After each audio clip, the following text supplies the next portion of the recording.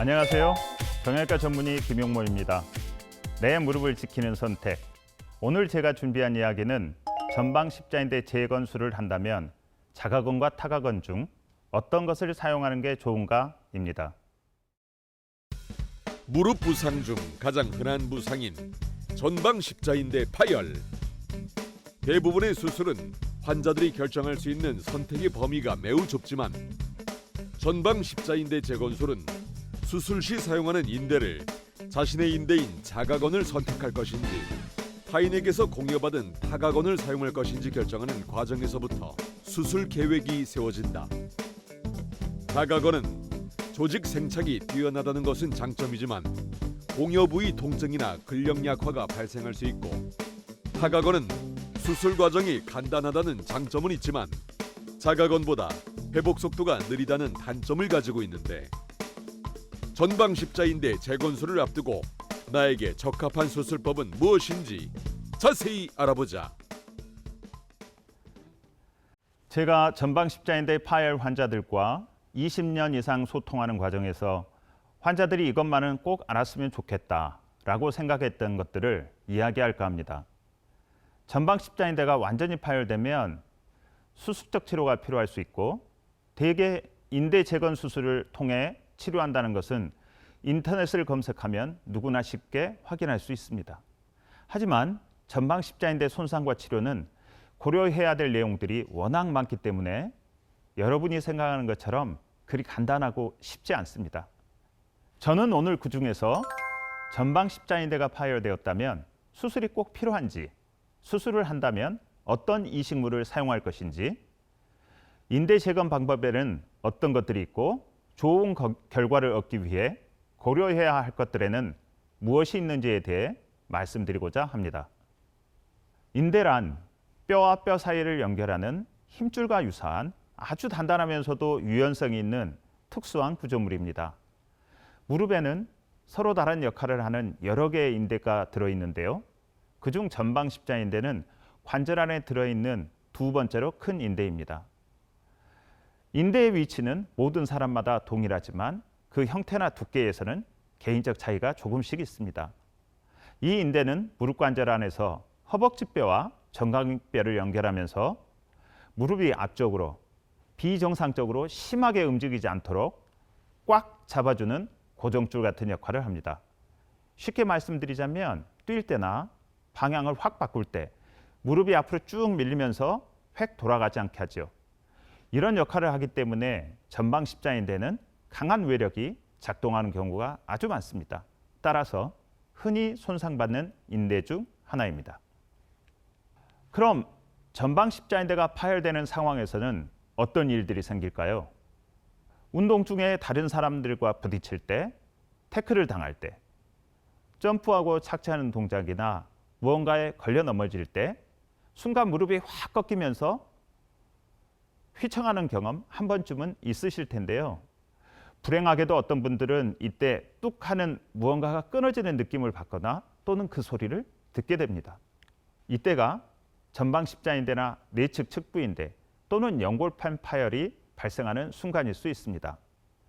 그중 전방 십자인대가 끊어지면 심한 무릎 통증과 함께 무릎 안에서 피가 고이는데 대개 50cc 이상으로 대단히 양이 많죠. 따라서 관절이 빵빵해집니다. 반면 연골판이 파열되거나 내측 측부인대가 파열된다면 그렇게 출혈이 많지는 않습니다. 따라서 외래 진찰만으로 이들 병변이 대강 구별되는 경우도 있지만 이들 병변이 동시에 발생하는 경우가 상당히 많아서 MRI로 정확히 진단하는 게 필요합니다. 그럼 전방 십자인대가 파열되면 무조건 수술을 해야 할까요? 만약 수술을 한다면 무슨 수술이 필요할까요? 전방 십자인대는 한번 끊어지면 아주 일부, 부분 파열을 제외하고는 대부분의 환자들에서 원래 위치에 자연적으로 다시 붙고 정상적인 기능을 회복하는 것은 불가능합니다. 그래서 수술적 치료가 필요할 수 있는데 전방 십자인대가 파열되었다고 무조건 모든 환자에서 수술을 해야 하는 것은 아닙니다. 환자의 나이, 관절 상태, 활동 수준을 고려해서 다른 결정을 할 수도 있습니다. 예를 들면 전방 십자인대 단독 파열이고 축구나 농구 같은 축 회전 운동을 원치 않는 사람에서 이런 사람에서는 보존적 치료를 우선 시행해 볼 수도 있습니다. 이는 환자가 원하는 치료의 목표, 활동 수준, 기대치 등을 고려해서 치료 방침을 결정하자는 건데요. 젊은 환자라도 걷기나 달리기, 자전거 타기나 수영 등 단순 직선 운동을 선호하고 축구나 농구와 같은 축 회전 운동을 원치 않는다면 일단 수술은 보류하고 근력 운동 등 비수술적 치료를 시행해 볼 수 있다는 겁니다. 하지만 운동선수, 젊고 활발한 사람들, 축구, 농구, 스키처럼 점프나 축회전, 커팅이 포함된 스포츠를 희망하는 사람들, 무릎이 자꾸 빠지거나 돌아가는 느낌, 즉 무릎에 불안정성이 있는 사람들에서는 전방 십자인대 재건술이 필요합니다. 왜냐하면 이런 환자들에서는 전방 십자인대 파열 때문에 무릎이 전방으로 심하게 흔들리거나 무릎 회전 불안정성이 발생하여 무릎 관절에 2차적인 문제가 초래될 가능성이 매우 높기 때문입니다. 전방 십자인대 파열에 대해 재건 수술로 치료했던 환자들과 수술 없이 경과 관찰만 했던 환자들의 치료 결과를 비교한 논문에 따르면 비수술적 치료를 했던 환자들에서 2차적으로 연골판 파열이 발생할 가능성과 관절염이 발생할 가능성, 그리고 슬관절 전 치환술이 시행될 가능성이 최소 5배 이상으로 매우 증가한다는 보고도 있습니다. 전방 십자인대는 왜 인대 재건 수술로 치료할까요? 그리고 수술을 한다면 언제 하는 것이 좋을까요? 파열된 인대를 다시 꿰매는 봉합 수술도 생각할 수 있겠지만 수술 결과가 좋지 않아 1980년대 이후로는 거의 사용되지 않습니다. 대안으로 고안된 수술 방법이 파열된 인대를 새로 다시 만들어주는 인대 재건 수술인데 그 결과가 믿을 만하여 수술적 치료의 원칙으로 자리 잡고 있습니다. 수술 시기는 대부분의 논문들이 전방 십자인대가 파열되고 대개 3개월 이내, 늦어도 6개월 이내에 붓기가 가라앉고 관절 운동이 정상화되면 가급적 빨리 시행하라고 권유하고 있습니다. 그 이유는 전방 십자인대가 파열되고 이로 인해 무릎에서 지속적으로 불안정성이 발생한다면 앞서 말씀드린 것처럼 2차적으로 반월연골판과 관절연골 손상이 발생할 수 있고 나아가서 골관절염의 발생 가능성이 높아질 위험성에 그대로 노출되기 때문입니다. 자, 그럼 새로 만들어줄 인대는 어디서 가져올까요? 두 가지 방법이 있는데요. 자가건과 타가건입니다. 자가건은 환자 자신의 무릎 주변에 붙어있는 특정 힘줄을 떼어서 이식하는 방법입니다. 보통 무릎 주변 3곳 중에 하나에서 채취하는데요. 첫 번째는 무릎 주변 장단 지표에 전 내측에 부착하는 슬건 중에서 방건양건과 박건 2개를 채취해서 사용하는 방법입니다. 건이란 뼈와 근육 사이를 연결하는 강하면서도 유연한 아주 특수한 연부 조직입니다. 그 구조나 강도가 인대와 유사해서 이식건으로 가공해서 인대 재건 수술에 사용할 수 있습니다. 자가슬건으로 인대 재건술을 시행하고 2년 후 촬영한 MRI 영상입니다. 성공적으로 인대화된 매우 양호한 전방 십자인대 이식물을 확인할 수 있습니다. 다음으로 무릎 앞쪽에 있는 슬개건을 양쪽 끝에 뼈까지 포함해서 채취한 후 사용하는 방법입니다. 이 방법은 이식건의 표준, 골든 스탠다드라 불리는 방법인데요. 전반적으로 가장 좋은 이식건입니다. 그런데 아쉽게도 이식건을 채취하면 무릎 앞쪽 부분에서 무릎을 구부릴 때나 어딘가에 닿을 때 통증을 발생시킬 수 있는 단점이 있습니다. 또한 이식건의 길이가 수술 부위의 길이와 서로 맞지 않거나 이식건을 골터널로 통과시키는데 상당히 어려울 수가 있는 단점도 있습니다. 반면 자가슬건으로 수술한 임상 결과가 매우 양호한 것으로 보고되고 있어서 현재는 그 사용 빈도가 많이 줄었습니다. 일반적으로 운동선수나 활동력이 아주 강한 젊은 사람들에서 사용이 권장됩니다. 마지막으로 대퇴사두건과 슬개골 상단뼈를 함께 채취해서 사용하는 방법으로 최근 사용이 증가하고 있습니다. 이들 자가건은 내 몸의 일부를 떼어서 사용하기 때문에 조직 거부 반응이 없고 수술 중 곧바로 채취해서 바로 사용하므로 편리한 장점이 있습니다.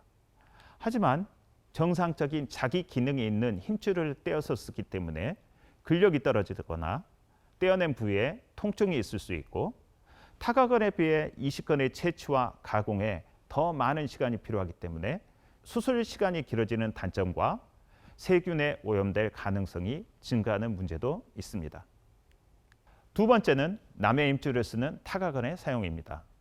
현재 우리나라에서 전방 십자인대 재건술에 주로 사용되는 타각건 이식물로는 아킬레스건과 경골건이 있고, 그 외에도 슬개건 등 몇 가지가 더 있습니다.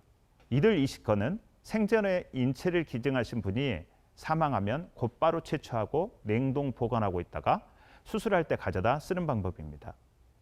그중 아킬레스건은 뼈를 같이 포함하고 있고 건 조직 자체가 아주 튼튼하고 크기 때문에 전방 십자인대 재건술이나 재재건술에 많이 사용됩니다. 경골건은 장딴지뼈에서 시작하여 발목뼈까지 가서 붙는 전 경골근과 후 경골근의 건 부위를 채취한 것입니다. 두 가닥으로 접어서 사용하는데 현재 가장 많이 사용되고 있는 자가슬건과 동일한 방법으로 가공하고 수술할 수 있기 때문에 수술하는 집도의 입장에서 굉장히 익숙한 장점이 있고, 이에 따라 많이 사용되고 있습니다.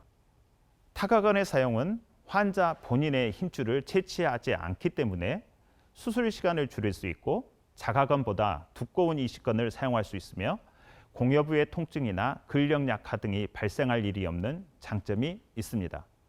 하지만 타인의 몸, 그 일부를 이식하는 것이어서 거의 없다고는 하지만 생체 면역 반응이 발생할 가능성을 완전히 배제할 수는 없고, 이어서 설명드릴 이식인대의 생물학적 치유 과정이 자가건보다 조금 더 오래 걸리기 때문에 수술 결과는 자가건보다 떨어진다는 보고가 많습니다. 따라서 위에서 설명한 여러 가지 이유로 타각건은 40세 이상의 비교적 나이가 많거나 활동력이 떨어진 환자들, 이식한 인대의 재파열로 인해 사용 가능한 자가건에 제한이 있는 인대 재재건 수술 등에서 주로 사용됩니다. 일례입니다. 27세 여자 환자이고요. 전방 십자인대 재건 수술 후에 인대가 다시 파열되었습니다. 이 환자의 경우 아킬레스 타각건을 사용하여 인대 재건술을 시행하였고 성공적으로 치료되었습니다. 그런데 이식 당시와 2년 후의 인대 모양이 서로 다르죠. 이식한 인대 중에서 관절 안에 위치한 부위는 관절에게 노출되기 때문에 이는 굉장히 치유에 불리한 환경인데요. 수술 후 약 1년 반에서 2년에 걸쳐 3단계의 생물학적 치유 과정을 거치면서 점차 정상 인대와 유사하게 됩니다. 가장 먼저 수술 직후부터 약 4주간 이식 인대는 초기 치유 단계인 재형성기를 지나는데, 이 기간 동안 이식된 인대에서는 세포수가 감소하고 중심부에서는 괴사가 발생합니다. 다음으로 수술 후 4에서 12주 사이에 증식기를 거칩니다. 이 시기에 이식한 인대 내로 혈관이 형성되고 세포들이 이동하여 자리를 잡게 됩니다. 그 후 세 번째 단계인 수술 후 12주부터 약 1년 반에서 2년까지의 기나긴 시간 동안 소위 인대화 과정이라 불리우는 복잡한 생물학적 치유 과정을 거쳐야 합니다. 이식건의 강도는 이식 직후부터 급격히 감소하다가 다시 서서히 증가하여 수술 후 6에서 9개월 사이에 정상 전방 십자인대와 유사한 수준으로 회복됩니다. 따라서 일반인이라면 수술 후 이 시기까지는 무리한 운동을 자제하는 것이 바람직하지 않을까 하는 게 제 개인적인 생각입니다. 반면 이식한 인대 중 뼛속에 묻혀있는 부위는 주변 환경이 치유에 매우 우호적이기 때문에 비교적 빨리 치유됩니다. 골 조직이 포함된 이식건은 수술 후 6에서 8주, 자가슬건이나 타가 경골건과 같은 연부 조직 이식건도 수술 후 12주면 완전히 치유된다고 알려져 있습니다. 다음으로 타각건의 채취 과정과 국내의 사용에 대해 말씀드리고자 합니다. 우리나라에서 사용되는 타각건은 거의 대부분 미국의 여러 조직은행에서 수입됩니다. 왜냐하면 이들 미국의 조직은행들은 미국 FDA와 미국 조직은행협회의 엄격한 기준에 따라 인증을 받고 채취와 유통하도록 되어 있어 믿고 사용할 수 있기 때문입니다. 인증 기준은 본인이 원한다고 모두 가능한 것은 아닙니다. 기증이 되기 위해서는 엄격한 기준을 충족해야 하는데요. 연령은 18세에서 60세까지의 건강한 성인입니다. 에이즈나 B형, C형 간염, 매독 등 감염성 질환이 없어야 하고 전염성 질환으로 사망한 경우가 아니어야 하며 약물 남용이나 고위험 성행위 등의 위험 요소가 없어야 합니다. 또한 암이나 자가 면역 질환 등의 병력도 없어야 합니다. 생전에 이런 조건을 충족해서 인체 기증이 허가된 환자가 사망한다면 미국 각 지역에 있는 인체 조직은행에서 타가건을 채취할 수 있습니다. 조직 채취는 사망부터 채취까지의 시간이 매우 중요합니다.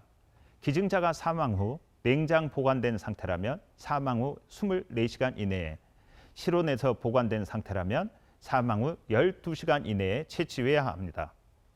그럼 우리나라에서 생산되는 타가건은 없을까요? 다들 아시는 것처럼 우리나라에서는 인체 기증에 대한 문화적 관념이 큰 장벽이지요. 또한 콩팥, 간, 심장, 각막 등의 장기 기증과 달리 힘줄도 기증에 라고 하는 연부조직 기증에 대한 인식 부족도 있어 실제 우리나라에서 생산되는 타가건은 거의 없는 것으로 저는 알고 있습니다. 이번에는 전방십자인대 재건술에서 가장 많이 사용되는, 저도 주로 사용하고 있는 자가슬건의 채취와 이식건 가공에 대해 말씀드리겠습니다. 마취 후 관절경 검사에서 전방십자인대 재건술이 결정되었다면 장딴지뼈 근위부의 내측에 약 3에서 4cm 정도의 수직 절개를 가하고 자가슬건의 골 부착부를 확인한 후 방건양건과 박건을 뼈에서 박리하고 채취합니다. 이때 채취 실패가 발생할 수 있어서 주의가 필요합니다. 채취한 두 개의 건에 붙어있는 근육을 잘 제거하고 각각을 반으로 접어 네 가닥으로 만든 후 십자인대 재건술에 사용할 수 있도록 가공합니다. 이때 최종적으로 가공된 인대의 직경은 최소한 8mm 이상이 되어야 수술 실패에 영향을 미치지 않는다고 알려져 있습니다. 다른 방법으로 자가건과 타가건을 섞어서 사용하기도 하는데요. 자가슬건을 채취했을 때 힘줄이 예상외로 얇거나 전회측 인대 재건술이 추가로 필요한 경우 등에서는 자가슬건에 타가경골건을 추가하여 전방십자인대 이식건을 만들기도 합니다. 자가방건양건과 타가경골건을 각각 접어서 4가닥 10mm 두께로 만든 이식건을 사용하였습니다. 드물게 이식물의 채취와 수술 과정에서 문제가 발생하기도 합니다. 보시는 영상은 자가방건양건을 채취하는 과정에서 힘줄이 중간에 잘리는 실패가 발생한 경우입니다. 이 환자에서는 부득이하게 타가건으로 수술을 시행하였습니다. 타가 아킬레스건의 골성 부착부가 골터널에 삽입되는 과정에서 부러졌습니다. 이 아킬레스건은 폐기되었고 새로운 아킬레스건을 다시 가공하여 수술을 진행했습니다. 자, 이식건이 준비되면 인대 재건 수술을 본격적으로 시작하는데요. 먼저 대략적으로 설명드리면 제일 먼저 파열된 전방십자인대를 정리하고 그 후 전방십자인대가 무릎 관절 안에서 허벅지뼈와 장따지뼈에 붙는 곳, 즉 해부학적 부착 부위에 골터널을 만들고 이식건을 통과시킨 후 골터널 안이나 바깥 골껍질에서 인대를 고정하게 됩니다. 이를 통해 무릎 안정성을 되찾고 관절 운동을 정상화시키는 것이 전방십자인대 재건 수술의 최종 목표입니다. 하지만 이 과정은 말처럼 그리 단순하지 않습니다. 좀 더 정확히 말씀드리면 매우 정밀하고 어렵습니다. 수술 목표를 달성하기 위해 전방십자인대 재건 수술은 과거로부터 현재까지 수술 방법이 계속 바뀌면서 현재 이 시간에도 발전하고 있는 수술입니다. 그럼 어떤 경우를 전방십자인대 재건술의 실패라고 할까요? 가장 우선적인 것은 이시간 인대의 재파열이고 다음으로 이시간 인대는 잘 살아있지만 그럼에도 불구하고 무릎 불안정성을 보이는 경우입니다. 또한 관절 운동 범위의 감소, 지속되는 통증, 반월 연골판이나 관절 연골의 2차적 손상, 스포츠 복귀로의 실패 등도 전방 십자인대 재건술의 실패로 정의합니다. 마지막으로 수술 후 관리에서 꼭 알아야 될 내용들을 중심으로 말씀드리겠습니다. 어떤 이식건을 사용해도 수술 후 치료는 유사합니다. 수술 직후에는 통증을 조절하면서 무릎 관절 운동 범위를 서서히 증가시키고 하지 직거상 운동 등으로 대퇴사두근의 근력 강화를 위해 노력해야 합니다. 체중 부하는 수술 직후부터 가능합니다. 수술하는 의사마다 의견이 제각각으로 다양하지만 저는 상당히 보수적이어서 처음 2주간은 체중 부하를 못하게 하고 있습니다. 그 후 4주간 서서히 체중 부하를 증가시키고 수술 후 7주부터 완전 체중 부하를 시작합니다. 수술 후 3개월에 일상생활에 복귀시키고 수술 후 약 6개월 후부터 근력 검사를 시행하여 반대쪽 무릎의 신전 근력과 비교하여 90% 이상 회복된 것이 확인되면 본격적으로 운동하도록 권유합니다. 이 식건이 인대와 과정을 거쳐 완성되는데 1년 반에서 2년의 긴 시간이 필요하다는 사실을 고려하면 저는 운동선수가 아닌 일반인 환자라면 굳이 무리해가면서 일찍부터 운동으로 복귀하는 것은 조심스럽다는 개인적인 의견을 가지고 있습니다. 여러 보고에서 다치기 전의 레벨로 스포츠 복귀를 할 수 있었던 경우는 전체 환자의 65% 정도였다고 합니다. 또한 경쟁적인 스포츠로 복귀할 수 있었던 경우는 겨우 55% 정도밖에 되지 않았다고 합니다. 따라서 전방 십자인대 재건술을 시행하고 운동으로 복귀하고자 한다면 반드시 근력 검사를 시행해야 하고 다친 무릎의 근력 정도가 반대측 정상 무릎의 근력에 비해 어느 정도 회복되었는지를 확인하는 것이 대단히 중요합니다. 전방 십자인대 파열의 급성 증상은 통증, 부종, 운동 제한 등입니다. 이런 급성 증상은 시간이 지나면 사라집니다. 하지만 그 시기에 제대로 된 치료가 결정되지 않는다면 추후 관절 내에서 2차적인 문제들이 발생할 수 있습니다.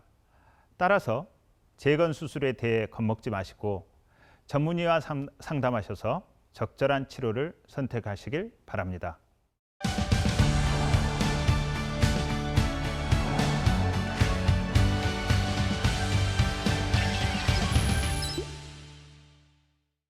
시청자들께서 전방 십자인대 파열과 재건술에 대해 궁금한 점들을 많이 보내주셨습니다.